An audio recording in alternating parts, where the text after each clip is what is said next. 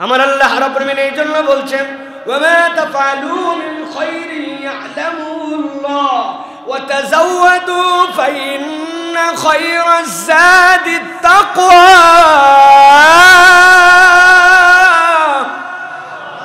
এই হজওয়ালারা, এই আল্লাহর দিকে তোমরা যারা রওনা হবে, আমি রব তোমাদেরকে বললাম ফালা রাফাসা ওয়ালা ফুসুকা ওয়ালা জিদালা ফিল হজ। হজের সফরের মধ্যে তোমার জন্য কোনো পাপাচার থাকবে না, অন্যায় থাকবে না, ঝগড়া থাকবে না। তুমি তো পাথেয় সংগ্রহ করবে, এখন ব্যাগ গোছাচ্ছ তুমি 2 সেট ইহরামের কাপড়, 2টা লুঙ্গি, 2টা জামা, প্লেট, প্রয়োজনীয় ঔষধ, এমনকি চশমার পিছনে চশমা যেন পরে না যায়, ফিতা, ভাত যেন ভালো করে খাইতে পারি, আচার, শুকনা মরিচ, কোনো আইটেম বাদ নাই। বান্দার সবগুলা ব্যাগের মধ্যে ভরাইছে। স্যান্ডেল যদি একটা হারায় যায়, কোথায় খুঁজতে যাব? 2 জোড়া স্যান্ডেল নিয়েছে। স্যান্ডেল যেন অন্য কারো গায়ের মধ্যে লাগে, বিরক্ত না হয়। হারামের ভিতরে যেন পানি না পড়ে, স্যান্ডেল কার মধ্যে ঢুকাবে তার ব্যাগও নিছে। আল্লাহ বলছেন নেও বান্দা তাজাওয়াদু, আমি আল্লাহ তোমাকে দায়িত্ব দিলাম পাথেয় সংগ্রহ করো। তবে রব বলছেন ফা ইন্না খায়রাজ যাদিত তাকওয়া, দুনিয়ার এই পাথেয় যতই সংগ্রহ করো, যতগুলো জিনিস যাই নাও না কেন, সবচেয়ে বেশি যেইটা সংগ্রহ করে নিয়ে যাও ওইটা হচ্ছে রবের ভীতি। আল্লাহর তাকওয়া যার জীবনে আছে, আল্লাহ বলছেন তার থেকে বড় সম্বল আর তার জীবনে কিছু নাই। সুবহানাল্লাহ। আজকে জুমা পূর্বের সংক্ষিপ্ত অধিবেশনে আমরা মূলত হজের নিয়ে কিছু কথাবার্তা বলবো। আমাদের বাংলাদেশ সহ পৃথিবীর বিভিন্ন প্রান্ত থেকে আল্লাহর মেহমানরা আল্লাহর ঘরের দিকে রওনা হয়েছেন। ইসলামের অন্যতম একটি রোকন, ইসলামের অন্যতম একটি বিধান, এটি হচ্ছে হজ, যেটা মানবতার চরিত্রের পূর্ণতা এবং ইমানদারদের ইমানের বিকাশ, মানুষকে মুহসিন স্তরে আল্লাহর কাছে উন্নীত করার জন্য সবচেয়ে আল্লাহর প্রিয় আমলগুলির অন্যতম একটি হচ্ছে হজ। আজকে আমরা হজ নিয়ে কথা বলবো। তবে হজের তো ব্যাপক বিভিন্ন ধরনের কথা আছে। আমরা মূলত আজকে একজন হাজির হজের সফরে যে 5টি বুঝ বিশেষত দরকার, যে 5টি বুঝ যদি কোনো হাজি তার জীবনে অর্জন করে নিতে পারে, তাহলে সে একজন আল্লাহর কাছে সফল তথা মাবরুর তথা জান্নাতের ঘোষণাপ্রাপ্ত তথা সদ্য ভূমিষ্ঠ শিশু তুল্য এরকম একজন বান্দায় পরিগণিত হতে পারবে যদি তার মাঝে 5টি বুঝ থাকে। তা আমরা আজকে এই সংক্ষিপ্ত সময়ে এই 5টি বুঝ যেটা হাজিদের জীবনে দরকার, এ বিষয়ের উপরে কিছু কথাবার্তা বলবো। আল্লাহ রাব্বুল আলামিন আমাদের সকলকে মৃত্যুর পূর্বে সুস্থতার জিন্দেগিতে একটিবার অন্তত যেন হজের সফরের জন্য আল্লাহ কবুল করেন, বলেন আল্লাহুম্মা আমিন। আল্লাহ রাব্বুল আলামিন কুরআনুল কারীমের মধ্যে হজ যে মূলত কি প্র্যাকটিস শিখাবে, এটার আল্লাহ রাব্বুল আলামিন একটা ধারণা দিয়েছেন। আল্লাহ কোরআনে বলেছেন যে হজের মাসগুলা সুবিদিত, নির্ধারিত। আপনার আমার কাছে হজের মাস হচ্ছে জিলহজ, জিলহজের 10 তারিখে হজ, অতএব হজের মাস হচ্ছে জিলহজ মাস, তাই তো ভাই? কিন্তু কোরআন এবং সুন্নাহর পরিভাষায় হজের মাস একটা নয়, হজের দিন, হজের মূল অনুষ্ঠানের পারফরমেন্স করার মাস জিলহজ। কিন্তু হজের মাস মূলত 3টা, রমাদান শেষ হওয়ার পরে শাওয়াল, জিলকদ, জিলহজ, এই 3টাই হচ্ছে আল্লাহর কাছে হজের মাস। আল্লাহ রাব্বুল আমিন বলছেন আল হাজ্জু আশহুরুম মা'লুমাত, দুনিয়ার মানুষ তোমাদের কাছে হজের যে মাসগুলো এইগুলার সুবিদিত মাস। এই মাসগুলা সুবিদিত বলার কারণ মক্কার যারা মুশরিক ছিল ইব্রাহিম আলাইহিস সালামের পর থেকে, ওই মানুষগুলো যারা যে ধর্মের অনুগামী ছিল তাদের কাছে একটা হজ ছিল।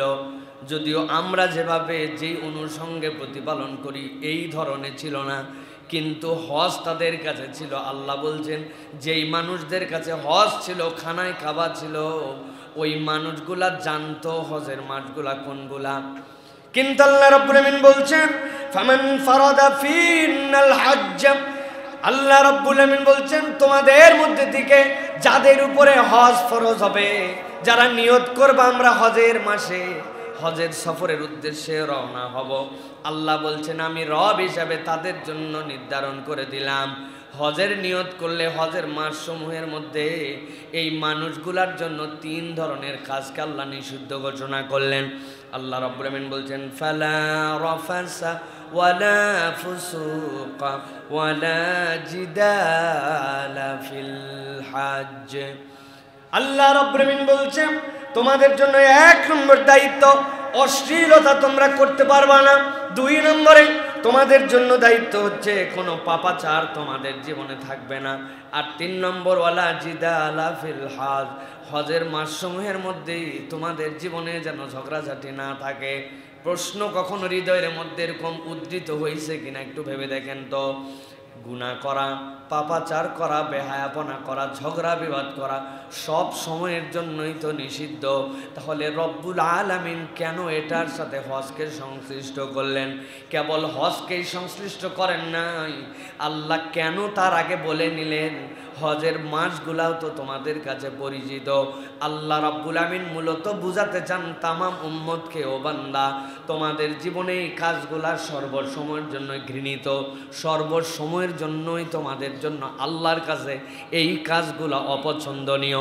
কিন্তু দুনিয়ার মানুষ হাজার প্রচেষ্টা করার পরেও তার জীবনে টুকটাক অশ্লীলতা, টুকটাক অনাচার, টুকটাক তাদের জীবনের মধ্যে ঝগড়াঝাটি লেগেই থাকবে। কিন্তু আল্লাহর কোনো বান্দা যখন হজের নিয়ত করবে আর হজের এই 3 মাসকে তার জীবনে আলাদাভাবে সে একটা প্যাকেজ হিসাবে গ্রহণ করে নিয়ে আলাদা একটা কার্যক্রম গ্রহণ করে যখন ওই বান্দা এই 3টা দোষ থেকে নিজেকে মুক্ত রাখার অভ্যাসে নিযুক্ত হবে, আল্লাহ ওই বান্দার জীবনটাকে পবিত্র বানায় দিবেন।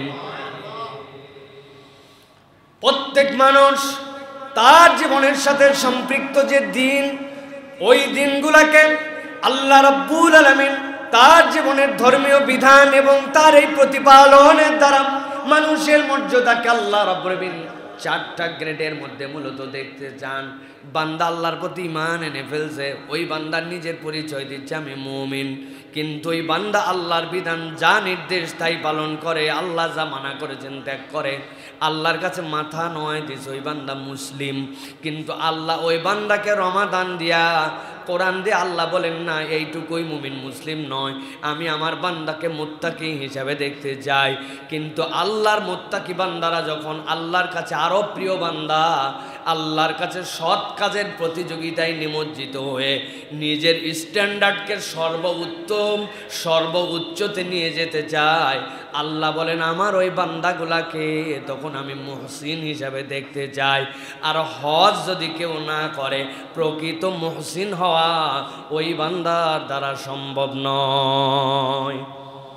এই জন্য আল্লাহ রাব্বুল আমিন বলছেন, ও দুনিয়ার মানুষ, আমি আল্লাহ রাব্বুল আমিন তোমাদের ব্যাপারে জানায় রাখলাম, ওয়া মা তাফআলু মিন খাইরিন ইয়া'লামুল্লাহ। এই দুনিয়ার মানুষ, তুমি যতটুকু ভালো করো না কেন, কেউ সেটা দেখেছে আর কেউ সেটা দেখে নাই। দুনিয়ার কেউ স্বীকৃতি দিয়েছে, আবার দুনিয়ার কেউ স্বীকৃতি দেয় নাই। এত ভালো কাজ করলাম, কোনো রকম পুরস্কার তো আমার আমলনামায় জুটলো না। কত ল্যামস্যাম মানুষজন কিছু করতে না করতে সরকারের সাথে সম্পর্ক থাকার জন্য, অমুক তমুকের তেলবাজি করার জন্য বিরাট বড় বড় পুরস্কার পায় না ভাই? কি পুরস্কার? পুরস্কারের নাম হচ্ছে উনি শুদ্ধ ব্যক্তি। শুদ্ধ ব্যক্তি উনি। শুদ্ধ ব্যক্তি মানে কি? অন্যদের শুদ্ধির সাথে তিনি হচ্ছে আইডল। কিন্তু যখন তার সম্পদের বিবরণ খোঁজা যায়, তখন দেখা যায় বাংলাদেশে তার থেকে বড় দুর্নীতিগ্রস্ত লোক আর নাই। এরকম লোকের নাম না বললেও আপনারা বুঝতে পারেন। বুঝেন নাকি ভাই? আমার আল্লাহ রাব্বুল আমিন এই জন্য বলছেন, ওয়া মা তাফআলু মিন খাইরিন ইয়া'লামুল্লাহ ওয়া তাযাওয়াদু ফাইন্না খায়রাজ যাদিত তাকওয়া।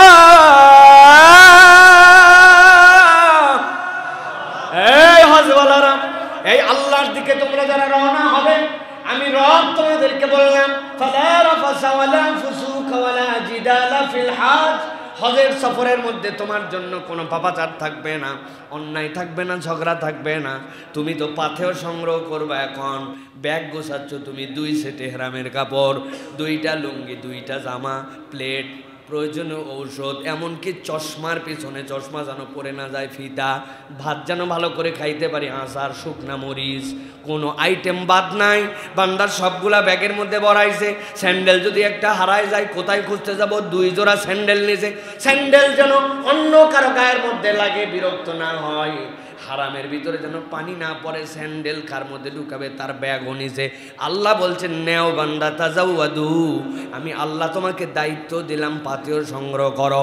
তবে রব বলছেন, ফা ইন্না খায়রাজ যাদিত তাকওয়া, দুনিয়ার এই পাথেয় যতই সংগ্রহ করো, যতগুলো জিনিস যাই নাও না কেন, সবচেয়ে বেশি যেইটা সংগ্রহ করে নিয়ে যাও ওইটা হচ্ছে রবের ভীতি। আল্লাহর তাকওয়া যার জীবনে আছে, আল্লাহ বলছেন তার থেকে বড় সম্বল আর তার জীবনে কিছু নাই। সুবহানাল্লাহ। আল্লাহ রাব্বুল আলামিনের পরে বলছেন, ওয়াত্তাকুনি ইয়া উলিল আলবাব, তোমার যদি জ্ঞান থাকে, তুমি যদি বুদ্ধিমানদের মধ্যে অন্তর্ভুক্ত হও, আমি রব তোমার জন্য বললাম তুমি আল্লাহকে ভয় করো, বাকি সব পাথেও আল্লাহ তোমাকে মিলাই দিবেন। সুবহানাল্লাহ। এই জন্য আমাদের এক স্যার ছিলেন, প্রফেসর ডক্টর আব্দুল্লাহিল বাকি স্যার বলতেন, যা নিছো ব্যাগে এইগুলা সব তো 22 কেজির উপরে হওয়া চলবে না, 23 কেজি একটা ব্যাগ, এইটুকুই তোমার। কিন্তু বস্তাকে বস্তা অদৃশ্য একটা ব্যাগ থাকবে তোমার সাথে, যার ভিতরে আল্লাহ ভীতি, আল্লাহ ভয়, তাকওয়ার পথেও তোমাকে নিয়ে যেতে হবে। দুনিয়ার ব্যাগ অনেক সংগ্রহ করে নিয়ে যায়, কিন্তু তাকওয়া নিয়ে যায় না। ওই ব্যক্তির হজ অনেক সময় ওই জেদ্দা এয়ারপোর্টেই থেকে যায়। এই জন্য প্রিয় ভাইয়েরা, আল্লাহ রাব্বুল আলামিন আপনাকে আমাকে নির্দেশনা দিচ্ছেন, হজে যাও। এই জিনিসগুলি তোমার লাইফে যদি প্র্যাকটিস করে নিয়ে আসো, তাহলে রব তোমার জন্য এমন নিয়ামত দিবেন, যেই নিয়ামত তুমি আর কখনো কল্পনাও করতে পারবে না, যে রব তোমার জীবনে কিভাবে পরিবর্তন ঘটাইছেন। এই জন্য নবীজি বলছেন, কেউ যদি হজ করে, ফালাম ইয়ারফুস ওয়ালাম ইয়াফসুক, এর ভিতরে রফাস করে না, এর মধ্যে ফিসক করে না, আল্লাহ নবী বলছেন সে যেন ফেরত আসলো তার ঘরে। মা যেদিন তাকে ভূমিষ্ঠ করেছিল, আমল নামায় গুনাও লেখার অ্যাকাউন্ট ছিল না, সওয়াবও লেখার অ্যাকাউন্ট ছিল না, আল্লাহ তাকে জিরো বানায়া, আল্লাহ সদ্য ভূমিষ্ঠ সন্তান তুল্য পবিত্র করে তাকে তার ঘরে ফেরত দিবেন। সুবহানাল্লাহ। পৃথিবীর একটা আমলও নাই, হজ হচ্ছে এমন আমল, আর একটা আমল নাই যা আপনার আমল নামাকে আল্লাহ জিরো বানায় দিবেন। সুবহানাল্লাহ। তার মায়ের পেটে যেদিন ভূমিষ্ঠ হয়েছিল, আল্লাহ এরকম করে দিয়েছেন। বয়স কত? 70, বয়স কত? 60, বয়স কত? 80। সুবহানাল্লাহ বিহামদি। অতএব হৃদয়ের মধ্যে এই স্বপ্ন লালন করা যে আল্লাহর ঘরে আমি হজ করতে যাব, এটা ইমানদার মাত্র তার ইমানের নমুনা।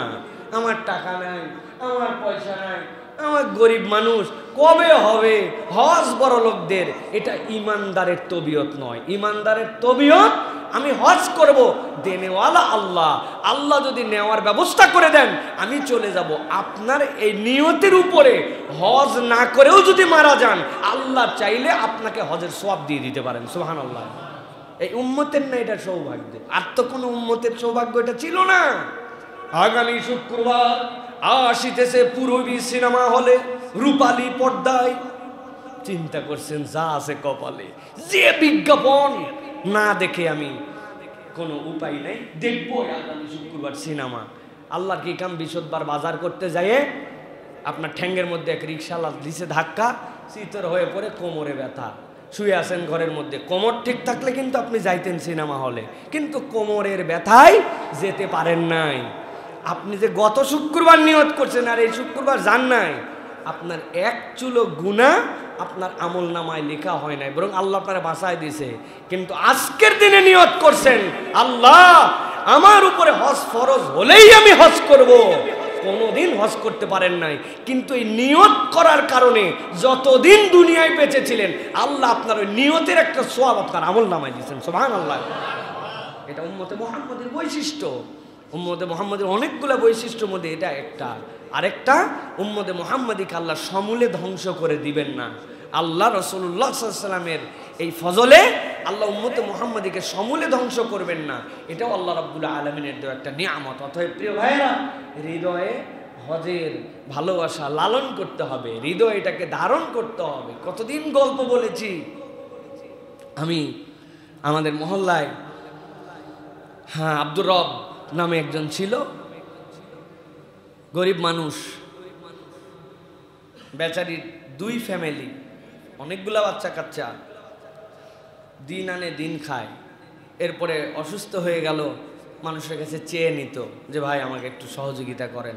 কিন্তু এই হতদরিদ্র মানুষটা চালাক ফকির ছিল, যার কাছে যাই চাইতো, একটু বড় লোক দেখলে তার কাছে বলতো যে ভাই আপাতত 50টা টাকা দেন, আর সুযোগ পাইলে আমার একটু হজে পাঠায়েন ভাই।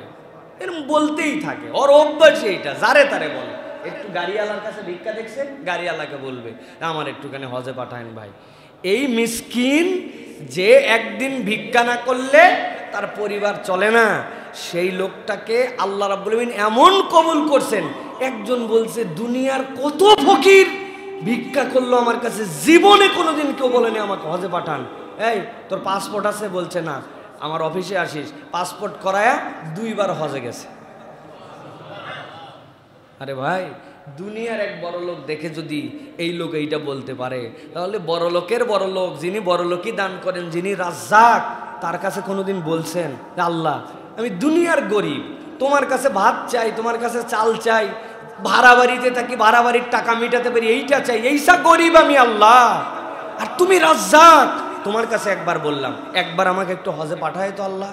আল্লাহর কাছে যদি বলার মতো বলা যায়, রব যে কিভাবে দিতে পারেন এটা দুনিয়ার কেউ জানে না, ঠিক কিনা? আল্লাহ যেন আমাদেরকে এই বুঝটা দান করেন, বলেন আল্লাহুম্মা আমিন।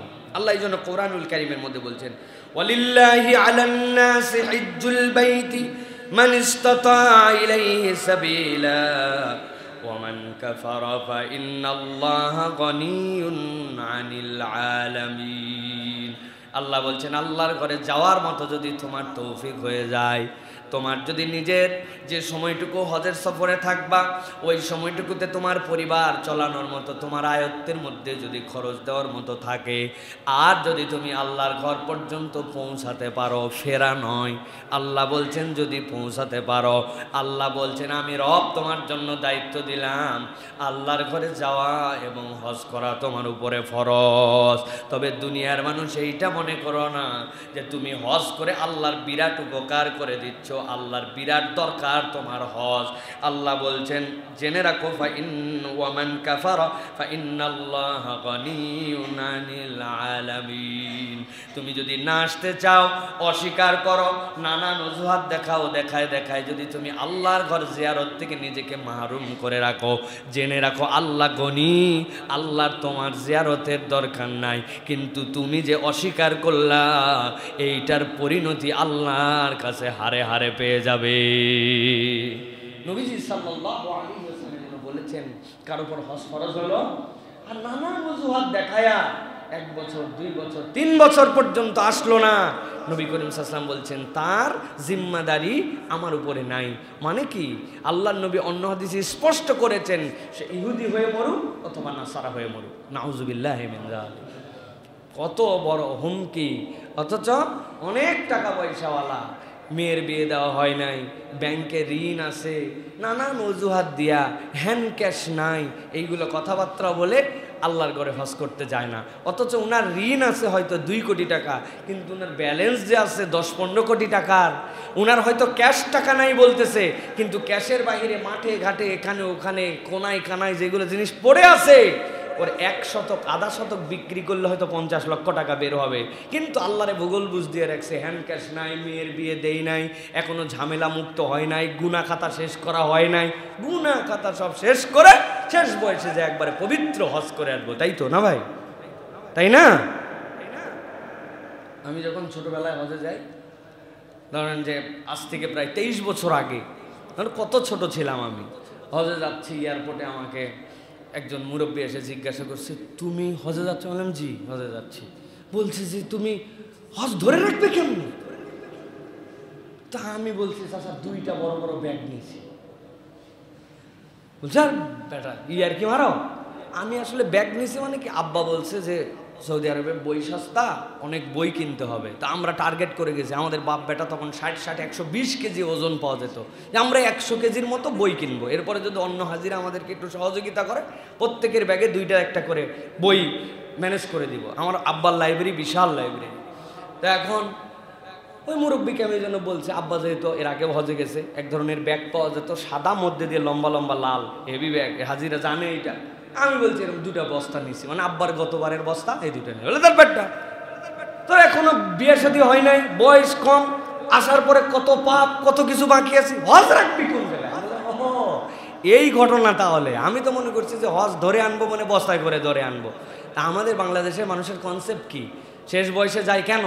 গুনাহ খাতা, ব্যবসা, চিটারি, বাটপারি, দুর্নীতি সব শেষ। এরপরে আমি হজে যাচ্ছি, একবারে মহাপবিত্র। এত আল্লাহ রে, এত ভূগোল বুঝ দিয়েন না। উনি রহমানুর রাহিম, আহকামুল হাকিমিন। আপনি যদি আল্লাহ রাব্বুল আলামিনের সাথে চিটারি বাটপারি করেন, তাহলে আপনার আমার চরিত্র এই ইহুদিদের থেকে খারাপ। বলবেন ইহুদিদের থেকে খারাপ কেন?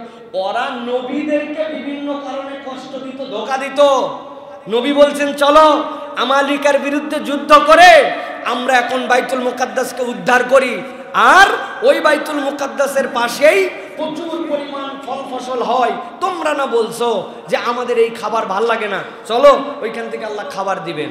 ওরা মুসা আলাইহিস সালামকে বলছো খাওয়ারও চাইছিলাম, সবই চাইছিলাম, কিন্তু যুদ্ধ করে জিতা লাগবে, এত দূর আমাদের সময় নাই, তুমি আর তোমার আল্লাহ যায় যুদ্ধ করো। যুদ্ধ যখন জিতে যাবে আমাদের খবর দিও, আমরা চলে আসবো। কেইসা বেয়াদবের বেয়াদব। ওরা কারে ধোকা দিছে? নবীকে ডাইরেক্ট ধোকা দিছে। কিন্তু আপনি আমি এমন আচরণ করি, আল্লাহরে পর্যন্ত আমরা ভুল বুঝ দেই যে আল্লাহ হজ ফরজ করলো। ওই বান্দা বলে এখন না, 50-60 বছর যাওয়ার পরে সব গুনাহ খাতা মাফ করার পর আল্লাহর কাছে বলবে আল্লাহ আগে যা গুনাহ করছে সব মাফ করে দাও। আল্লাহ বলবেন সব মাফ করে দেবে, তাই তো না? যাওয়ার আগে আবার কৌশল করে যায়। কতবার আমি অন্তত 200 বার বলছি এই কথা, মিনিমাম 200 বার বলছি মিনিমাম।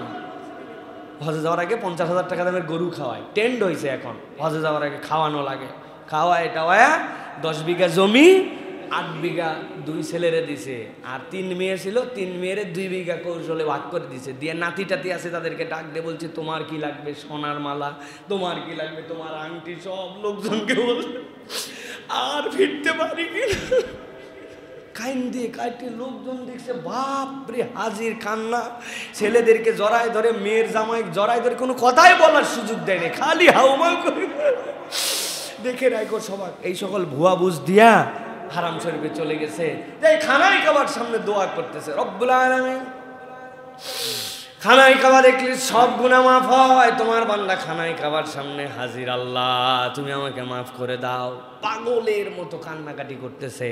প্রিয় ভাইয়েরা, আল্লাহরে যে ধোকা দিচ্ছেন আপনি মনে করছেন বান্দার হক নষ্ট করে, ছেলের হক, বোনের হক, আত্মীয়ের হক আল ঠেলে, সানসেট বের করে দিয়ে, নিজের বাউন্ডারি ওয়াল বের করে দিয়ে, শ্রমিকদেরকে ফাঁকি দিয়া, হাজার বান্দার হক নষ্ট করে, রাস্তার খোয়া বালু খেয়ে, সরকারের টাকা মেরে, ব্যাংক লুট করে, সব করে আপনি হজে চলে গেছেন।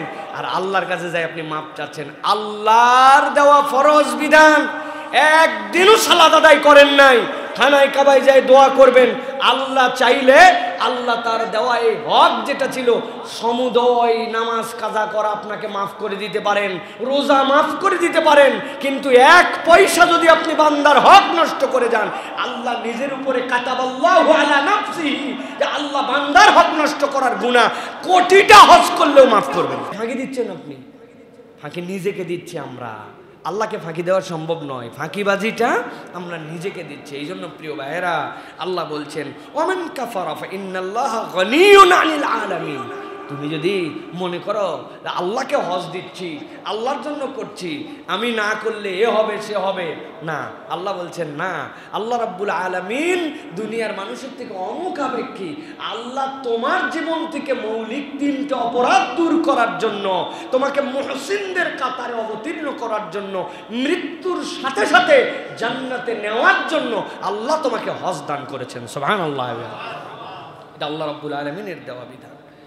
এই জন্য আল্লাহ রাব্বুল আলামিন সাইয়েদিন ইব্রাহিম আলাইহিস সালামকে বলছেন ওয়াযিন ফিন-নাসি বিল হাজ্জি ইয়াতুকা রিজালান ওয়া আলা কুল্লি যামিরি ইয়াতিনা মিন কুল্লি ফাজ্জিন আমিক। ও আমার পয়গম্বর, আপনি তো আল্লাহর ঘর বানাইলেন, এরপর আল্লাহর কাছে দোয়া করলেন, ওয়াইয ইয়ারফু ইব্রাহিমুল কওয়াইদা মিনাল বাইত ওয়া ইসমাঈল। আপনার এই দোয়া শেষ, এখন আপনাকে আমি দায়িত্ব দিলাম, আপনি মানুষের মাঝে আজান দিয়ে দেন, আপনি মানুষের মাঝে ঘোষণা দিয়ে দেন। মুফাসসিরিনে কেরাম ব্যাখ্যা করছেন, কয়জন মানুষ সেখানে ছিলেন? ছিলেনই না কেউ, 3 অথবা 4 জন মানুষ সেই জায়গায়। কিন্তু আল্লাহ ইব্রাহিম আলাইহিস সালামের আজানকে কিয়ামত পর্যন্ত ছড়ায় দিয়েছেন। কিয়ামত পর্যন্ত অনাগত মুমিন আল্লাহর ঘরের দিকে তাদের হৃদয়ের টান থাকবে, এবং যাদের উপরে হজ ফরজ হবে ওই আজানে সাড়া দিয়া ওই বান্দারা আল্লাহর ঘরে হজের উদ্দেশ্যে যাবে। আল্লাহ এখানে 2টা শব্দ ব্যবহার করেছেন, গভীর মনোযোগ দেন। তালেবে ইলম যারা আছেন যাওয়ার পরে এটার তাফসীর বের করে পড়ে দেখবেন। আল্লাহ যে বলছেন ইয়াতুকা রিজালান, কতগুলা মানুষ নিজেদের জীবনকে বিসর্জন দিয়ে পায়ে হেঁটে আল্লাহর ঘরের দিকে রওনা হবে। কোথায় সাইবেরিয়া, কোথায় তুরস্ক, কোথায় আজারবাইজান, কোথায় আমেরিকা, কোথায় বাংলাদেশ, কোথায় হিন্দ, এইরকম কোনো দূরত্বকে তারা মাপবে না, বরং আল্লাহর ঘরের আকর্ষণ তাদের হৃদয় এমন হবে এই মানুষগুলা পায়ে হেঁটে হেঁটে আল্লাহর ঘরের দিকে রওনা দিবে। আর আল্লাহ বলছেন সাথে সাথে ওয়ালা কুল্লি দামিরি ইয়াতিনা মিন কুল্লি ফাজ্জিন আমিক, কতকগুলা উট তাদের থাকবে, কিন্তু এমন কৃষকায় ওই উটের হাড্ডি বেরিয়ে গেছে, ওই উটটা নেওয়ার মতো নয়, কিন্তু আল্লাহর ঘরের প্রেম, এই আজানের ডাক তাদের হৃদয় এমন ধাক্কা মারছে, এইরকম কৃষকায় এরকম রুগ্ন শুকনো উটগুলি চলতে চলতে আল্লাহর ঘরের দিকে যেতে যেতে তারা রুগ্ন হয়ে গেছে। এইরকম কৃষকায় উটের পিঠে চড়ে হলেও তারা আল্লাহর ঘরে হাজিরা দিয়ে দিবে। সুবহানাল্লাহ। এই আয়াতে কারিমা আমাদেরকে মেনশন করে যে অনেক মিলিয়নিয়ার আছে কিন্তু তার হৃদয়ে আল্লাহর ঘরের আকর্ষণ নাই, আর অনেক কম টাকার লোক আছে যেই মানুষ আল্লাহর ঘরে যাওয়ার জন্য উদ্গ্রীব, হয়তো হজ ফরজ হইছে কোন রকম টেনে টুনে, কিন্তু এটাকেই সে প্রাইম কাজ বানাইছে। লাস্ট আমরা উমরায় গেলাম, আমাদের সাথে জাহাঙ্গীর চাচা নামে এক চাচা ছিল, একটা অফিসের সিকিউরিটি গার্ড, 32 বছর চাকরি করছে, চাকরির শুরু 526 টাকা না 25 টাকা দিয়া, এখন টেনে টুনে 9000 টাকা পায়। ফ্যামিলির সন্তান স্ত্রী কেউ তাকে যেতে দিবেন আল্লাহর ঘরে উমরায় না, তোমার সন্তানদের ভবিষ্যৎ করতে পারো নাই, কিছু করতে পারো নাই, কিন্তু উনি এটার জন্য গোপনে গোপনে জড়ো করে করে এরপরে মালিককে বলছে আমি একটু আল্লাহর ঘরে যাব। ওই মালিকও চিন্তা করছে দুনিয়ায় কত আমার কর্মচারী, কেউ বলল না, আর আমার এই গার্ড, নাইট গার্ড, সে আল্লাহর ঘরে যাবে, তারাও কিছু হেল্প করছে। আল্লাহর বান্দা আল্লাহর ঘরে সফরের জন্য চলে গেছে, বউ পছন্দ না, সন্তান পছন্দ না, বিদায় দেওয়ার জন্য একটা মাইক্রো ঠিক করতে বলছে, এটাতেও তারা রাজি না, কিন্তু আল্লাহর ঘরে চলে গেছে। আমাদের সফরে যতগুলা মুখলেস মানুষ ছিল, এই আল্লাহর বান্দার মতো এরকম মুখলেস মানুষ কম দেখছি। হারাম শরীফের নিচে তাওয়াফ করা তার একটা রেস্ট্রিকশনের মধ্যে আনছে। বিধান কি? বিধান হচ্ছে উমরাকারীদের জন্য এটা তো ফরজ, নফল তো তাওয়াফ, অতএব মাতাফের মাঠটাতে কেবল তারাই যাবে যাদের গায়ের মধ্যে উমরার ইহরাম থাকবে, এর বাইরে কাউকে ঢুকতে দেয় না। তারা সাধ্যের মধ্যে এটা প্রোটেস্ট করে, মেয়েদের জন্য উন্মুক্ত, কিন্তু ছেলেদের জন্য। কিন্তু ওই মুরব্বী খানিকক্ষণ পর ঘুরে এসে বলতো আজকে 3টা তাওয়াফ করলাম, আজকে 2টা করলাম। কিরে বাবা, উপর দিয়ে একটা তাওয়াফ করতে আমাদের রোজা থেকে পায়ের অবস্থা খারাপ, আপনি এত তাওয়াফ করেন? উপরে না তো, আমি তো নিচেই গেছি। তো নিচে গেলে না এরামের কাপড় ছাড়া ধরে? কই আমাকে তো ধরলো না, আমি গেলাম, বড় করে ঢুকেও ঠেকালোও না, এই জন্য আমি চলে গেছি। হৃদয়ের মধ্যে আবেগ, ইখলাস, খুলুসিয়াত এইগুলা থাকলে রব এরকম অনেক দয়া করেন। এইগুলা আমি সাইফুল্লাহর চোখে বহু দেখা আছে, বহু, 1বার 2বার তো রব্বুল আলামিন আমাকে এই গোলামকে আল্লাহ রব্বুল আলামিন সেখানে নেন নাই, তো এই জন্য আমি এইগুলা জানি। কত হিস্ট্রি আমার লাইফে আছে। এক লোক গেছিল একবার আমার সাথে হজে, এই লোক হচ্ছে টিপসই দেওয়া হাজি, টিপসই দেওয়া হজে গেছে। বুঝেন তাহলে লেখাপড়ার কি যোগ্যতা, বিরাট যোগ্যতা তো না, টিপসই দেওয়া হাজি। বহুদিন আগের কথা বলছি। এখন এই লোককে নিয়ে খুব পেরেশানি, না পড়া জানে না কিছু জানে, কোথায় হারায় যায় কি হয়। আমি একটা ছোট বাটন মোবাইল কিনে দিয়ে গলার মধ্যে বেল্ট দিয়ে ওইটা দিছি আর শিখাইছি সবুজ বাটন রিসিভ, লাল কাটা। আপনার লালের সাথে কোনো সম্পর্ক নাই, কেউ কল দিলে খালি সবুজটাতে রিসিভ করবে না। সকলের কাছে তার নাম্বার লিখে দিছি যে ভাই এই লোক হারালে কিন্তু বিরাট বিপদ। মুজদালেফা, আরাফা সব জায়গা ভয়ঙ্কর জায়গা। আরাফা পর্যন্ত টনটাইট, সবসময় আমার সাথে ফলো করে থাকে। মুজদালেফায় আসছি, আসার পর রাত্রেবেলা মুজদালেফার উপরে আবার হচ্ছে সোডিয়াম লাইট। সব দুনিয়ার মানুষ একরকম দেখতে, এমনিই তো একে তো এহরামের কাপড়, 2 নম্বর কোনো তাবু নাই, 3 নম্বর সোডিয়াম লাইটের নিচে সব মানুষের চেহারা এক হয়ে যায়, সাদা লাল কালো নাই। উনি এসে সুন্দর করে আমরা একটা জায়গা নিয়েছি, খানিকক্ষণ পরে বলছে যে বাবা আমি একটু প্রস্রাব করতে যাব। যান, ডানে একটা বাথরুম, বামে একটা, মধ্যে এরকম জায়গায় জায়গা নিয়েছি, মধ্যে পতাকা উঁচাই দিছি, এটা দেখবেন, আর কাগজপত্র সবই তো আছে, সাথে একজন লোককেও দিছি। আল্লাহর কি কাম, উনি চলে গেছে। আরে সেই লোক কই? নাই নাই নাই নাই। চিন্তা করলাম নাই তাই কি, কল দেই, কল দিলে তো ওনার সাথে অন্তত ইয়ে আছে। যেই কল দিছি দেখি আমার পাশেই মোবাইল বাজে। উনি বাথরুমে যাওয়ার সময় ওনার যত যন্ত্রপাতি ছিল সব গলার থেকে নামায় ওখানে রেখে উপরের কাপড়টা পর্যন্ত রেখে গেছে। নাই তো নাই। আর মুজদালেফায় লোক খুঁজে পাইলাম না, টেনশন। এই অবস্থায় মিনায় পরের দিন আমরা গেছি, এরপরে জামারায় পাথর নিক্ষেপ করতে যাব। বিশ্বাস করেন কোনো বানানো কথা বলছি না, এই মেম্বারে বসে মিনার তাঁবুতে আমরা বসে আছি, জামারায় আমাদের পাথর নিক্ষেপ করার শিডিউল দিছে, আমরা পাথর নিক্ষেপ করতে যাব।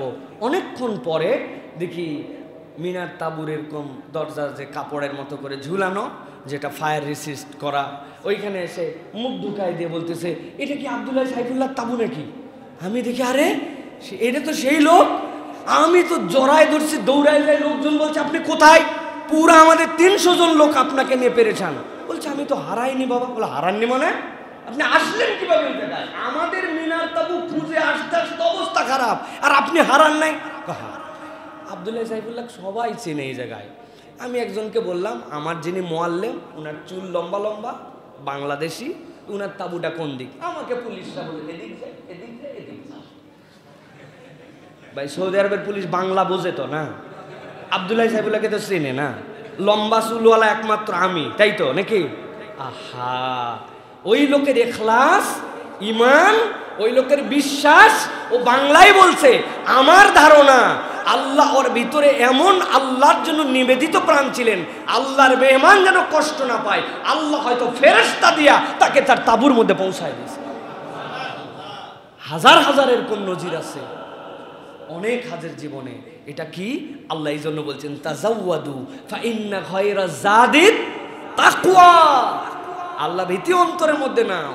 হজ করতে যাচ্ছি নাম কামানোর জন্য, হজ করতে যাচ্ছি হাজি বলবে মানুষ, হজ করতে যাচ্ছি টাকা পয়সা হয়েছে, হজ না করলে সম্মান থাকে, লোকে কি বলবে, আশপাশে সব বাড়ির লোক হজে চলে গেল, আমি এখনো গেলাম না। এইগুলা জীবনে কখনো হজের নিয়ত হতে পারে না। হজের নিয়ত হবে আল্লাহর জন্য যাচ্ছি, গুনাহ মাফ করার জন্য যাচ্ছি। রফাস, ফুসুক, জিদাল, এই 3 অপরাধ মানবীয় চরিত্র থেকে মুক্ত করে আল্লাহর কাছে মুহসিন বান্দা হওয়ার জন্য যাচ্ছি। বান্দা যখন স্পষ্ট নিয়ত করে আমিত্ব বিসর্জন দেওয়ার জন্য যাচ্ছে, আল্লাহ ওই বান্দাকে পূর্ণ হাজি বানায়া, বেগুনা বানায়া, জান্নাতের ঘোষণা দিয়া তার বাড়িতে পৌঁছায় দেয়। সুবহানাল্লাহ। এটা হচ্ছে হজ। অতএব হজে যাওয়ার নিয়ত পরিশুদ্ধ করে বলতে হবে। প্রিয় ভাইয়েরা, আল্লাহ রাব্বুল আমিন আমাদেরকে বোঝার তৌফিক দান করেন। নবীজি সাল্লাল্লাহু আলাইহি ওয়াসাল্লামের কাছে জিজ্ঞাসা করা হয়েছে আইয়ুল আমালি আফদাল ইয়া রাসূলুল্লাহ। নবীজি বলেছেন আল ঈমানু বিল্লাহ। ক্বালা সুম্মা মান?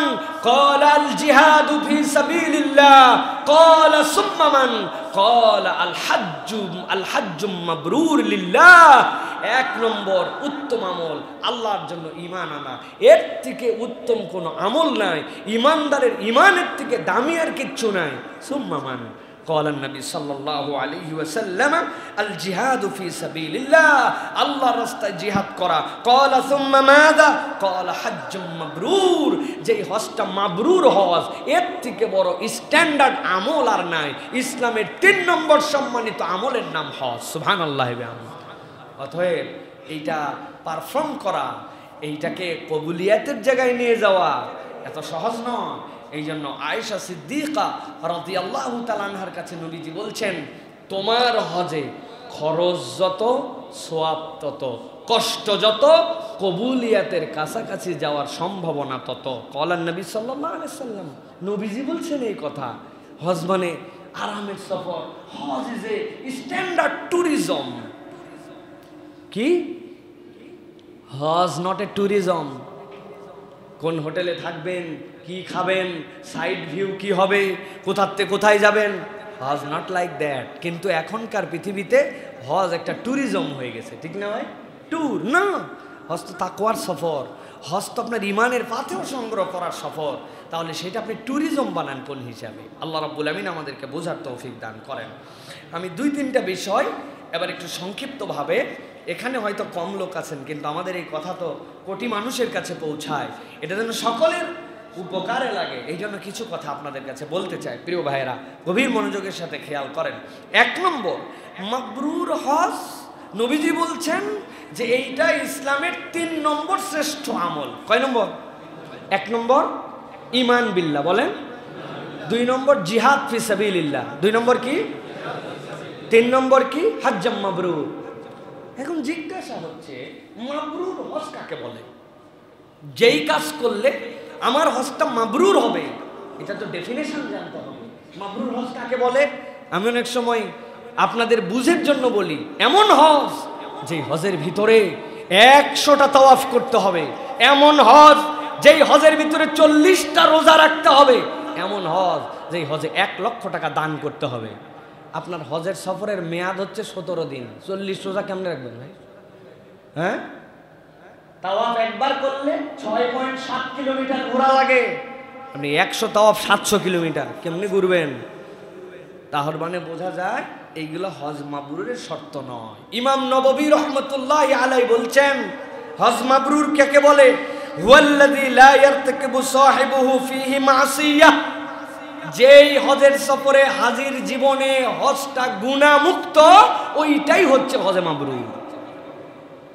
হযরতে রাসূল আকরাম সাল্লাল্লাহু আলাইহি ওয়াসাল্লাম বলছেন, মান হাজ্জা ফালাম ইয়ারফুস ওয়ালাম ইয়াফসুক রাজা কা ইয়াউমিন ওয়ালাদাতহু উম্মুহু। যে হজ করলো, তার মধ্যে ফিস্ক করলো না, আল্লাহর প্রকাশ্য ইবাদতটা করলো না, কোনো গুনাহ করলো না, সে যেন সদ্য ভূমিষ্ঠ সন্তানের মতো প্রত্যাবর্তন করলো। তার মানে এটাই হজ্জে মাবরুর। কিন্তু নবী করিম সাল্লাল্লাহু আলাইহি ওয়াসাল্লাম বলছেন, হজ্জে মাবরুরের বুঝটা তোমরা ভালো করে বুঝে নাও। যেই হজের মধ্যে 100 উমরা, 100 তাওয়াফ, 1 লক্ষ টাকা দান, অনেকগুলি রোজা, 5-7 খতম কোরআন শরীফ, এইগুলো হয়তো তুমি কিছুই করতে পারবে না, কিন্তু আমি নবী তোমাদের জন্য সহজ করে দিলাম। নবী করিম সাল্লাল্লাহু আলাইহি ওয়াসাল্লাম বলছেন, বিররুল হজ্জি ইতআমুত তুআম ওয়া তাইয়িবুল কালাম। কারো হজের সফরে যদি অপর ভাইকে খাওয়ানোর অভ্যাস হয়, আর তার মুখ দিয়ে যদি নরম কথা বের হওয়ার অভ্যাস হয়, নরম কথা বলে, সুন্দর কথা বলে, আর মানুষকে খাওয়ানোর মেন্টালিটি নেয়, ওই বান্দা 10টা তাওয়াফ করতে পারে নাই, 1 খতম কোরআন শরীফ শেষ করতে পারে নাই, ওই বান্দা হয়তো নফল অনেকগুলি আমল সেখানে করতে পারে নাই, 1000 টাকা খরচ করতে পারে নাই, কিন্তু এই 2 আমলের কারণে আল্লাহ তার জীবনে হজ্জ মাবরুর নসিব করায় দিবেন। সুবহানাল্লাহ। সম্মানিত আল্লাহর ঘরের মেহমানরা, অথবা যারা আমরা যাব, গিয়ে পৌঁছাইছি, অনেকেই ভাববেন এ আবার কেমন কাজ, মানুষকে খাওয়ানো আর হাসি মুখে কথা বলা, এটা কোনো ব্যাপার হলো নাকি? বিরাট ব্যাপার, বিরাট ব্যাপার। হজের সফরে যে গেছেন, হজের সফরে আপনার মন ভালো থাকে না, হজের সফরে যাওয়ার পরে বিভিন্ন কিছুর না পাওয়াতে আপনার তবিও তেমন হয়, হাজী সাহেবের মুখ যেন গোমরা হয়ে যায়, হাজী মুখ দিয়ে সুন্দর কথাই বলতে পারে না, মানুষের প্রতি বিরক্তি, মানুষের প্রতি খেদ, মানুষের প্রতি এমন ধরনের কথা বলে যেটা বাংলাদেশে থাকতেও ওই মানুষ বলতো না।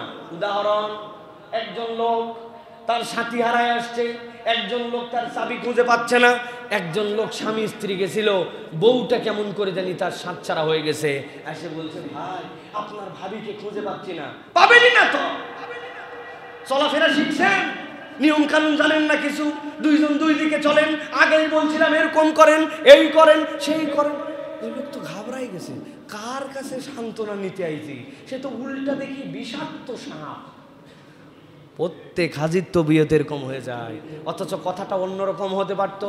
এই মক্কার মধ্যে আপনার স্ত্রী আছেন, উনি তো বাহিরে চলে যায় নাই, হারালো কেমনে? সাথী ছাড়া হয়েছে ভাই, ইনশাল্লাহ পেয়ে যাবেন। কতকে দেখলাম সাথী ছাড়া হয়েছে, পাইছে, ঘাবড়াইন না তো ভাই, কোন জায়গাটায় হারাইছিল, সাথী ছাড়া হয়েছিল। চলেন তো আমি এদিকটা একটু দেখি, আপনি এদিকটা দেখেন। মোবাইল আছে আপনার? আপনারটা নাই, আমার বইয়ের কাছে। আহা, নাম্বার মুখস্থ, হ্যাঁ লিখে রাখছি, দেন তো, আমার মোবাইলে ব্যালেন্স আছে। আপনি একটু কল করার জন্য বের করলেন, একটু কাঁধে হাত দিয়ে একটু সান্ত্বনা দিলেন, একটু বললেন ইনশাল্লাহ পেয়ে যাবে। এটাও একটা বলা, ওটাও একটা বলা। হাজি বেশিরভাগ ওইটা বলে, এইটা বলার তবিয়ত তার মেন্টালি থেকে উঠে যায়। অথচ এইটুকু বললে আল্লাহ নবী বলছেন সে তার মাবরুর হজের দিকে আগায় গেল। সুবহানাল্লাহ। খাওয়ানো বাঙালি সহ পুরা হাজিদের তবিয়ত খালি হাত পাতা, যেখানে যা পাবে খালি খালি ধাবড়ায় যায় নেওয়ার জন্য। এক ভ্যানওয়ালা ফল বিক্রি করতেছে 5 রিয়াল, আলা খামসা আলা খামসা আলা খামসা। ওর কাছে আছে 2টা কলা, একটা আপেল আর একটা মালটা দিয়ে একটা প্যাকেট বানাইছে, বানায় বিক্রি করতেছে।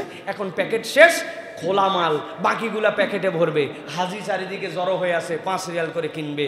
ওই লোক বলছে সবর করো তোমরা, আমি একটু কিস নিয়ে আসি। কিস মানে পলিথিন। পলিথিন নিতে গেছে, এদিকে কোন একজন হাজি আছে পাশে বলে দিছে সাবিল সাবিল সাবিল। বলা মাত্র লোকজন খামসায়া ও ট্রাকের পিছনে যা মাল ছিল 5 মিনিটে সব নিয়ে চলে গেছে। ও পলিথিন নিয়ে এসে মাথা ধরে বসে পড়ছে, দেখে হাজিল সাবিল বলে তার সব মাল নিয়ে চলে গেছে। না রে ভাই, খালি আপনি নিবেন কেন? নবীজি বলছেন তাম, একটা খেজুর আছে, অর্ধেক করে ডানের জনকে দিছেন, বামের জনকে দিছেন। 1 গ্লাস জমজমের পানি খেয়ে আসছেন, সাথে 2 গ্লাস পানি নিয়ে আসছেন। হাজি সাহেব আপনি একটু খান। একসাথে খেতে বসে লেজের ভাগটা দেখছে ওর পেল্টে পড়ছে, আমার কাছে পেটির ভাগ। ওই বেচারি মাছই খেতে পারে না, তার মধ্যে লেজ সবচেয়ে কাঁটা। আপনি বলছেন আমি লেজ খাইতে পারি, মাথা খাইতে পারি, পেটি খাইতে পারি, লেজটা দেন তো আমার এই জায়গায়। না না লাগবে না। বলে আরে মিয়া দেন লেজ। টেনে তুলে নিজের পেটিটা ওখানে দিয়ে দিছে। অন্তরের তামান্না কি? উনি লেজ খেতে পারে না, পেটি খেতে পারে। উনার খাবারও আছে, আমারটা আছে, জাস্ট একটু এক্সচেঞ্জ করে নিছে। খেজুর একটাই আছে, অর্ধেক করে নিছে। একটু মানুষকে খাওয়ানোর জন্য 10, 20, 50 রিয়াল আলাদা বাজেট করে নিছে। নবী করিম সাল্লাল্লাহু আলাইহি ওয়াসাল্লাম বলছেন বিররুল হজ ইতামুত তুআম ওয়া তিবুল কালাম। ওই ব্যক্তির জীবনে মানুষকে খাওয়ানোর মেন্টালিটি যুক্ত হয়েছে আর সুন্দর করে কথা বলতে শিখছে। আল্লাহ তার হজকে মাবরুর বানায়া তার আমল নামায় জান্নাত লিখে দিবে। সুবহানাল্লাহ। কিন্তু হজের সফরে গেলে অনেক কিছু করার মেন্টালিটি। আসার পরে গল্প দেয় বহু কষ্ট, 30টা তাওয়াফ করছি, 2 খতম কোরআন শরীফ, মঙ্গল সোম রোজা বাদ দেই নাই। কিন্তু ওই লোকটা ভিজা গামছা নিয়ে এসে খেয়াল করে নাই, চাপাচাপি বেড বাথরুমতে বেড়ে উনার পাশেই বিছনায় ছিল, বিছনার মধ্যে গামছাটা ভিজা রেখে দিয়ে বেচারি লুঙ্গি টুঙ্গি পড়ছে। এই ফাঁকে গামছার ভিজাতে উনার চাদরটা একটু ভিজে গেছে। বেচারি আইসে, চেনেন হুঁশ আছে? হুঁশ আছে? হজে আসার সময় তো হুঁশ বাড়িতে রেখে আসছেন। বাপরে পিকআপ! হজের সফর বলে কিছু বললাম না, চেনেন না তো আমাকে, চিনার কথাও না। দেশে যে আমার কি অবস্থা না রে বাবা! উনি আমিত্ব বিসর্জন দিতে যায় নাই, আমিত্বের ভাবটা ভিন্ন রূপে দেখাতে গেছে। আপনার এই হজ রুম পার হয় না, মক্কা পার হতে অনেক দেরি আছে। পরিবর্তন হতে হবে প্রিয় ভাইরা। এই জন্য কোন হজটা আমার আমিত্ব বিসর্জনের, মাবরুর হজের, এটা আপনাকে ফিল থেকে নিতে হবে। আল্লাহ আমাদেরকে একটা মাবরুর হজ আদায় করার তৌফিক দান করেন। এরপরে যেটা বলেছিলাম, হজের সফর 5টি বুঝের সাথে সম্পৃক্ত। এই 5টি বুঝ যার জীবনের সাথে সম্পৃক্ত, হজের সফর তার অনন্য। এর 1 নম্বর রাগ কন্ট্রোল করা, 2 নম্বর মাশকুর হালত অর্জন করা, 3 নম্বর মাবরুর গুণগুণ সম্পন্ন হজ করা, 4 নম্বর তালবিয়ার দাওয়াতকে হৃদয়ের মধ্যে বুঝে নেওয়া, 5 নম্বর নিদর্শন দেখে অনুভব জাগ্রত করা। মোটা দাগে শুনলে মনে হবে কিছু না, কিন্তু একটু ব্যাখ্যা করলে 5 মিনিট বুঝবেন। 1 নম্বর রাগ কন্ট্রোল করা। হজের সফর রাগের সফর। শয়তান এমন ভাবে আমাদেরকে রাগান্বিত করায়, বান্দা নিজেও অবাক হয়, দেশে থাকতে এত রাগ ছিল না, এখন এত রাগ কেন? আমি আমার ভাষায় বলি, কোনো একজন লোক বাজার করতে গেছে, পকেটের মধ্যে তার 2000 টাকা, পিছু লাগছে একটা তার বাটপার। খানিকক্ষণ পরে দেখছে আরেকজনের কাছে যে আরে 2000 না, এর পকেটের মধ্যে তো 50,000 টাকার ব্যান্ডিল।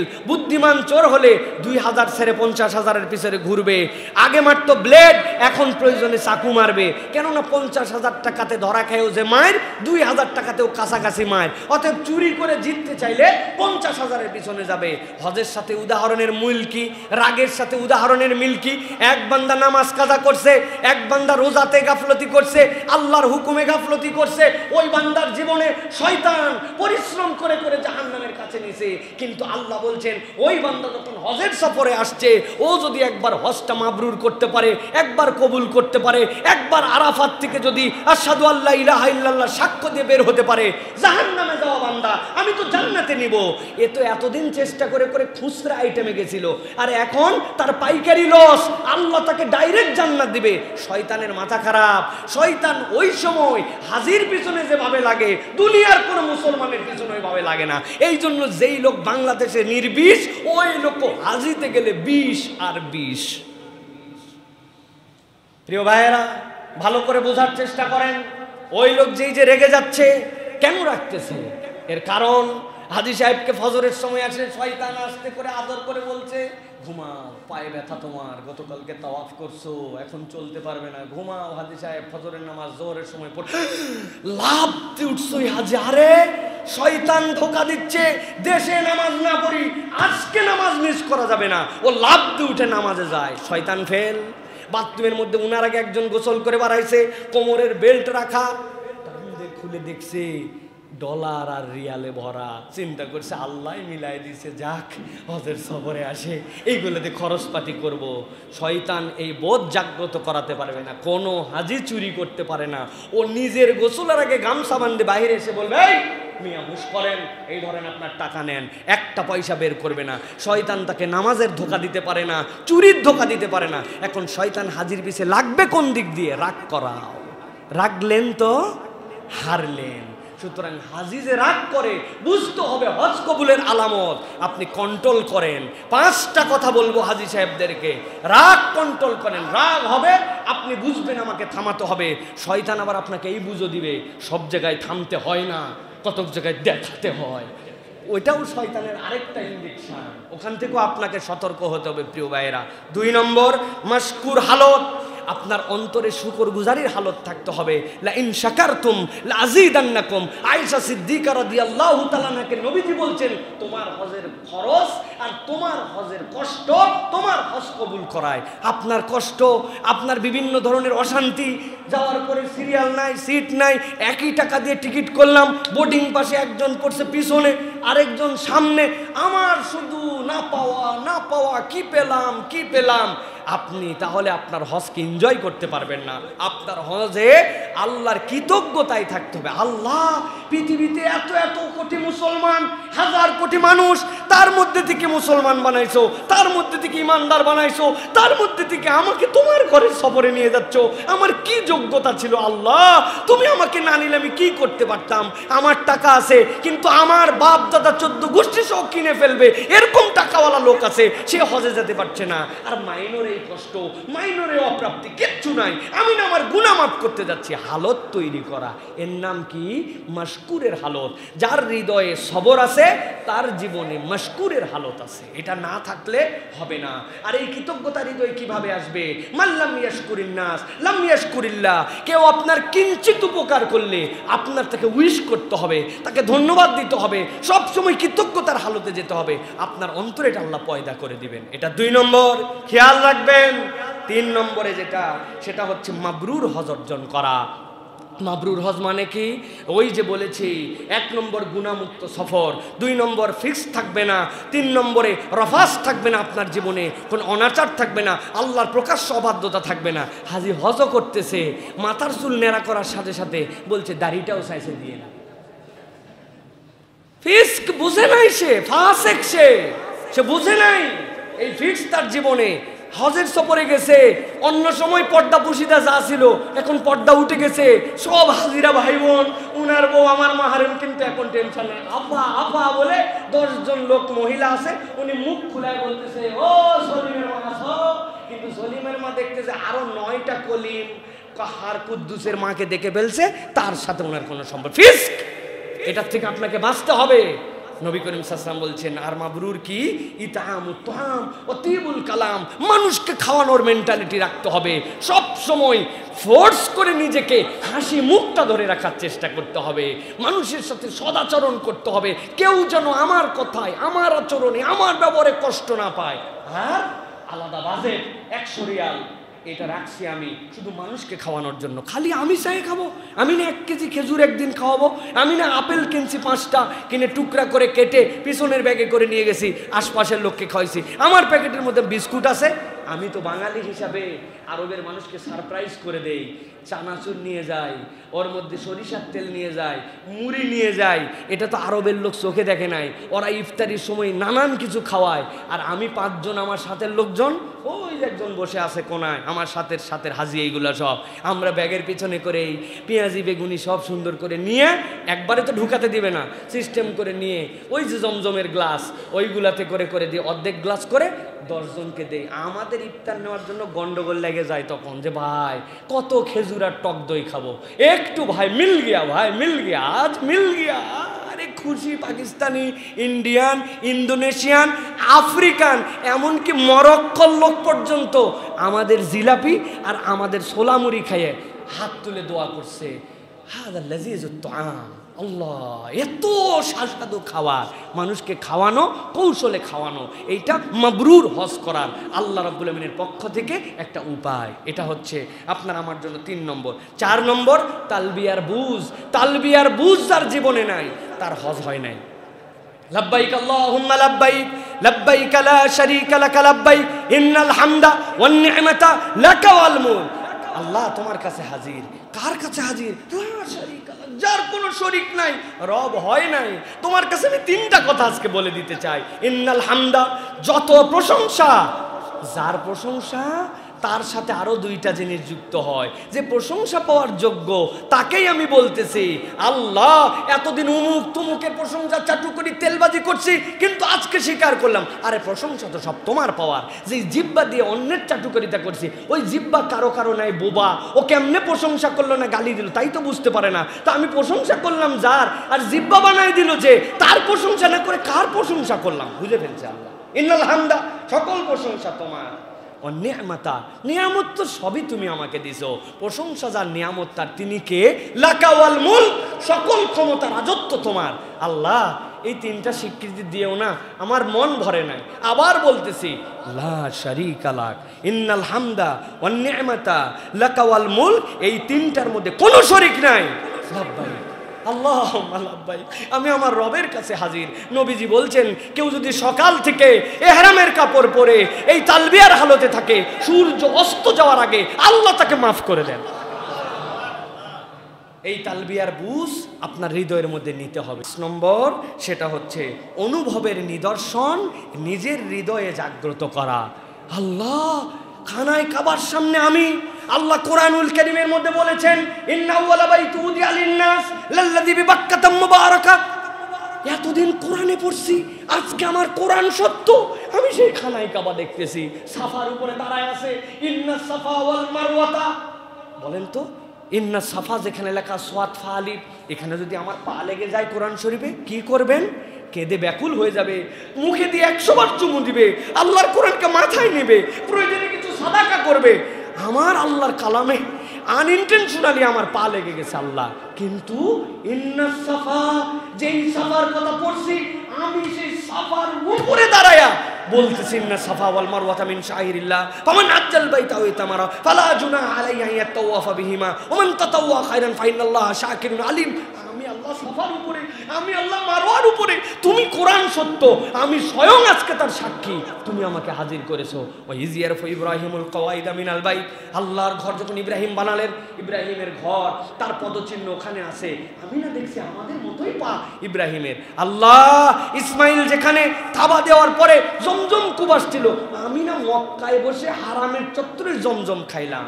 অনুভব, আপনি হৃদয়ে খালি এগুলো স্মরণ করেন আর আল্লাহর কৃতজ্ঞ হন। যখন একটা বান্দা রাগ কন্ট্রোল করে, মাশকুর হালতে থাকে, মাবরুর গুণ অর্জন করে, তালবিয়া বুঝে ফেলে, আর আল্লাহর নিদর্শনের প্রতি ভালোবাসা আসে, ওই বান্দার হজ আল্লাহ রাব্বুল আমিন কবুল করে জান্নাতের নিশ্চয়তা দিয়ে তাকে আরাফাত থেকে বের করে দেন। সুবহানাল্লাহ। এই জন্য হাজিদেরকে এই বিষয়গুলো অনুভব করতে হবে। আল্লাহ যেন আমাদেরকে বোঝার তৌফিক দান করেন, আল্লাহ যেন আমাদেরকে হজের সফরের জন্য কবুল করেন, আল্লাহ রাব্বুল আলামিন যেন আমাদেরকে অন্তত পক্ষে একটাবার হলেও হজ উমরার জন্য কবুল করেন। বলে আল্লাহুম্মা আমিন।